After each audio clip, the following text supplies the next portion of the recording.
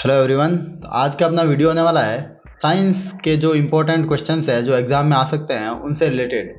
तो चलिए शुरू करते हैं। सबसे पहले बात करते हैं अपन चैप्टर फर्स्ट की, जो कि है रासायनिक अभिक्रिया और समीकरण के। ये चैप्टर 6 नंबर का होने वाला है। सबसे पहले इसमें इम्पोर्टेंट टॉपिक आता है कि जो रासायनिक समीकरण होते हैं, इक्वेशंस होती है, उनको संतुलित यानी कि बैलेंस करने की मेथड या विधि का नाम क्या है। उसका आंसर हो जाएगा हिट एंड ट्रायल विधि या हिट एंड ट्रायल मेथड।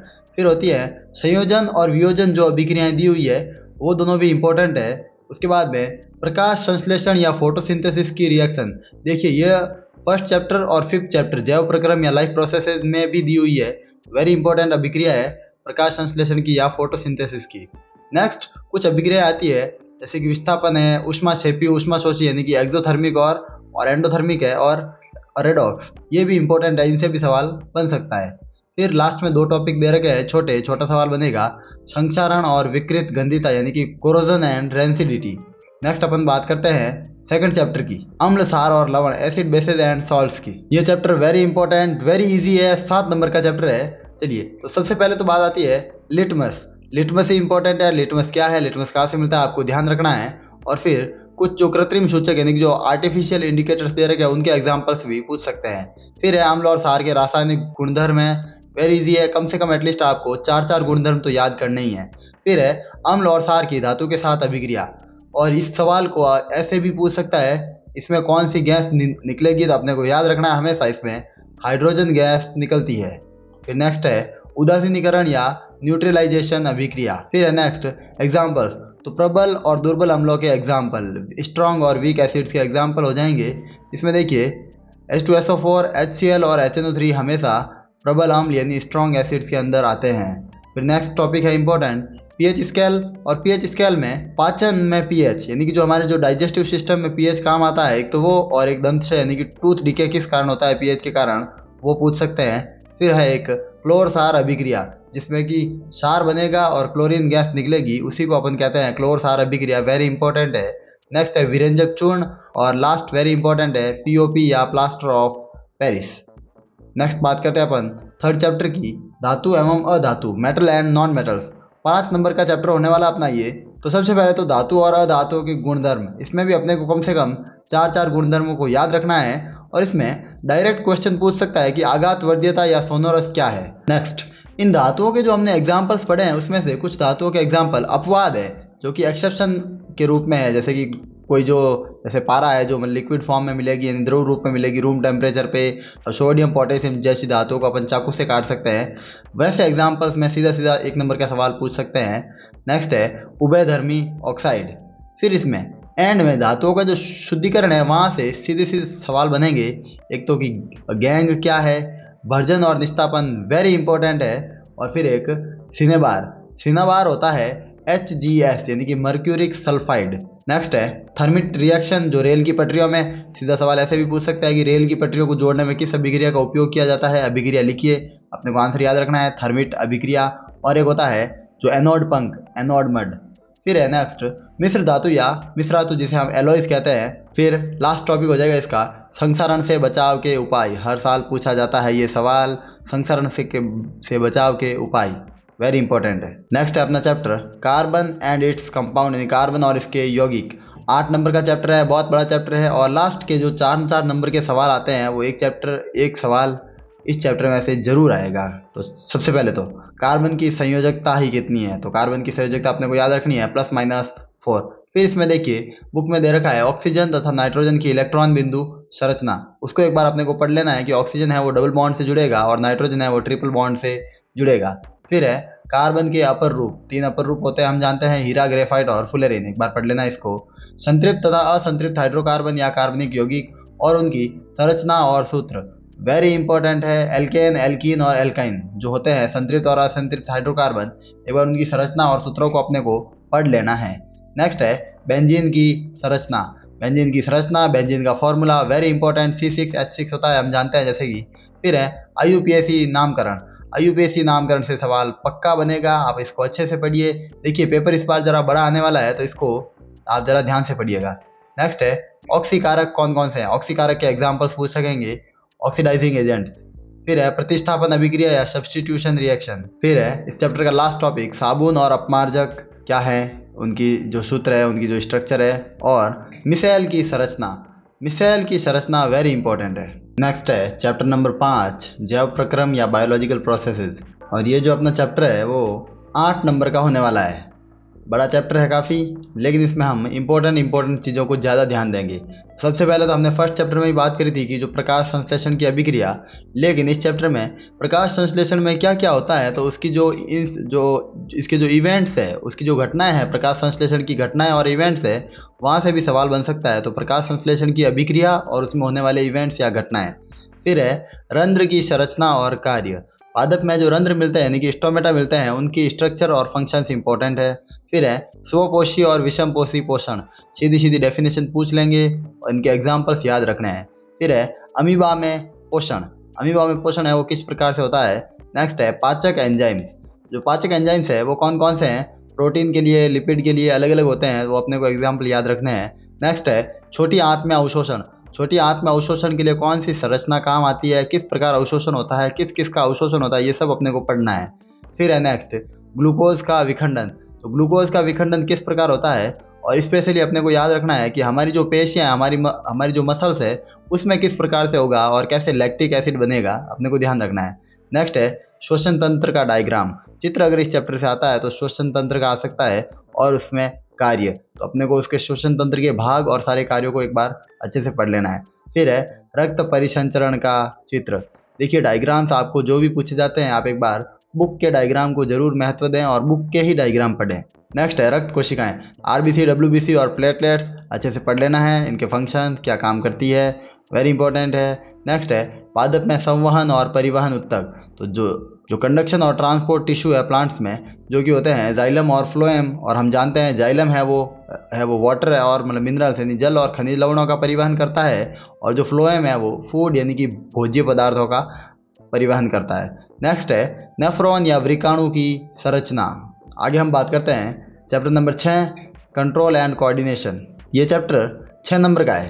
तो देखिए सबसे पहला इसमें आता है न्यूरॉन या तंत्रिका की संरचना, वेरी इंपॉर्टेंट। नेक्स्ट है प्रतिवर्ती चाप। फिर देखिए प्रमस्तिष्क, अनुमस्तिष्क और मेडुला ऑब्लोंगेटा, इसकी जो फंक्शन है, इनके कार्य है, बहुत इंपॉर्टेंट होने वाले हैं। फिर है पादपों में होने वाली गति, हम जानते हैं 4 प्रकार की गति है, पढ़ लीजिए, इतना इंपॉर्टेंट नहीं है लेकिन फिर भी कभी सवाल इससे पूछ सकते हैं। नेक्स्ट है हार्मोन्स। तो हार्मोन्स में देखिए एड्रिनलिन हार्मोन, वृद्धि हार्मोन और इंसुलिन हार्मोन, वेरी इंपॉर्टेंट है ये तीनों। इसके अलावा टेस्टोस्टेरोन और एस्ट्रोजन से भी सवाल पूछा जा सकता है, उसको भी आप एक बार जरा देखिएगा। नेक्स्ट है 7 chapter how do organisms reproduce, जीव जनन कैसे करते हैं। 7 नंबर का चैप्टर होने वाला है, वेरी इंपॉर्टेंट है। सबसे पहले अगर हम बात करें इसमें, तो एक डीएनए की फुल फॉर्म दे रखी है, तो डीएनए का फुल फॉर्म अपने को याद रखना है डीऑक्सी राइबोन्यूक्लिक एसिड या डीऑक्सी राइबोन्यूक्लिक अम्ल। फिर जो अलैंगिक जनन है उसमें से कुछ परिभाषाएं पूछी जा सकती है, जो कि है विखंडन है, द्विखंडन है, मुकुलन है और कायिक प्रवर्धन। नेक्स्ट है पुष्प का सचित्र वर्णन। नेक्स्ट है नर और मादा में गौण लैंगिक लक्षण यानी कि secondary sexual characters in males and females. फिर है रजो दर्शन तथा रजो निवृत्ति, मिनार्क और मिनोपॉज। नेक्स्ट है मादा जनन तंत्र का चित्र। नेक्स्ट है निषेचन की डेफिनेशन। फिर है नेक्स्ट यौन संचरित रोग, एसटीडी। एसटीडी से भी पूछ सकते हैं सवाल, एसटीडी क्या है, अपने को फुल फॉर्म याद रखना है, सेक्सुअली ट्रांसमिटेड डिजीज या यौन संचरित रोग। फिर नेक्स्ट है नसबंदी या शल्य क्रिया। नेक्स्ट है लेसन नंबर 8 आनुवंशिकता या हेरेडिटी। 4 नंबर का चैप्टर है, छोटा चैप्टर है लेकिन इंपॉर्टेंट चैप्टर है। देखिए इसमें मोनोहाइब्रिड क्रॉस और डाईहाइब्रिड क्रॉस, एक संकर संकरण और द्विसंकर संकरण आते हैं। नेक्स्ट है प्रभाविता का नियम, और एक संकर संकरण और द्विसंकर संकरण में से जीनोटाइप और फिनोटाइप अपने को याद रखने हैं। नेक्स्ट है नियमों में से तीसरा नियम है जो स्वतंत्र अपव्यूहन का नियम, वेरी इंपॉर्टेंट है, पूछेंगे सवाल यहाँ से।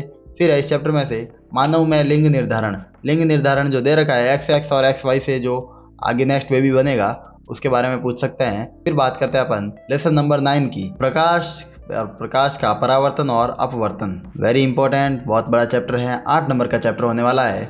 इसमें देखिए सबसे पहले आती है जो कुछ डेफिनेशन दे रखी है, परिभाषाएं, फोकस दूरी है और वक्रता त्रिज्या, वेरी इंपॉर्टेंट है।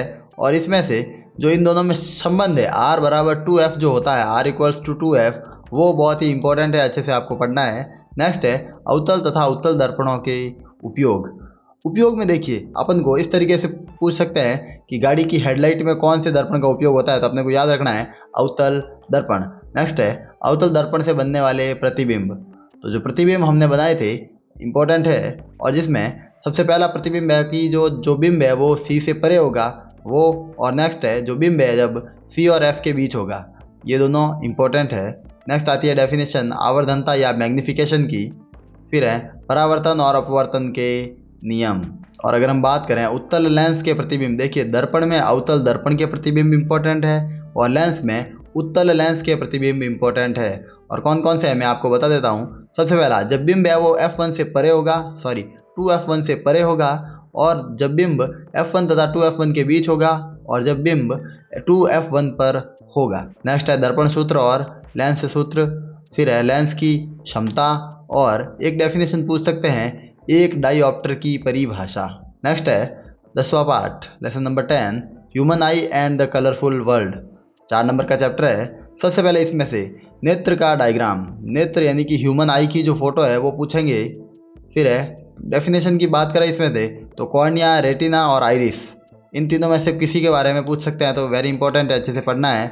फिर है सामान्य नेत्र की न्यूनतम दूरी, या जिसे हम निकट बिंदु या दूर बिंदु के नाम से भी जानते हैं। तो देखिए न्यूनतम दूरी या निकट बिंदु तो कितना होता है 25 सेंटीमीटर, 25 सेंटीमीटर, और जो दूरतम बिंदु होता है वो होता है अनंत। नेक्स्ट है दूर दृष्टि दोष और निकट दृष्टि दोष। देखिए इसमें बच्चे अक्सर नाम में कंफ्यूज हो जाते हैं।